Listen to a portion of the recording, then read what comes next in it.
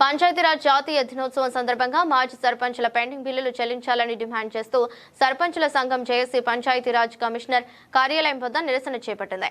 గ్రామాల్లో చేసిన అభివృద్ధి పనుల బిల్లులు చెల్లించక ప్రభుత్వం ఇబ్బందులకు గురి చేస్తుందని జేఏసీ రాష్ట్ర అధ్యక్షుడు సుర్వి యాదయ్య గౌడ ఆరోపించారు. తక్షణమే పెండింగ్ బిల్లులు విడుదల చేయాలని డిమాండ్ చేశారు.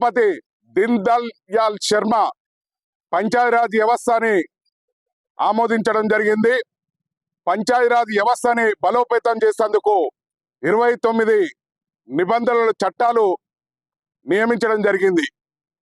కానీ పంచాయతీరాజ్ వ్యవస్థ తెలంగాణ రాష్ట్రంలో ఒక బస్టు పట్టే విధంగా తెలంగాణ రాష్ట్రంలో తయారైంది. ఎందుకంటే ఈ కాంగ్రెస్ ప్రభుత్వం ఏర్పడి 30 నెలలు అవుతున్నది. మా మాజీ సర్పంచుల పెండింగ్ బిల్లులు చెల్లించామని అనేక సార్లు మొరపెట్టుకున్నాం. అదేవిధంగా గ్రామ పంచాయతీలకు నిధులు విడుదల చేయాలని రాష్ట్ర ప్రభుత్వానికి అనేక సార్లు విజ్ఞప్తి చేసుకున్నాం. అయినా కానీ బిల్లులు చెల్లించకుండా మాజీ సర్పంచులపై ఒక కక్ష సాధింపు చర్యకు పూనుకుంటున్నట్టు కనపడుతుంది. దేశం బాగుండాలంటే రాష్ట్రం బాగుండాలి, రాష్ట్రం బాగుండాలంటే పల్లెలు బాగుండాలి.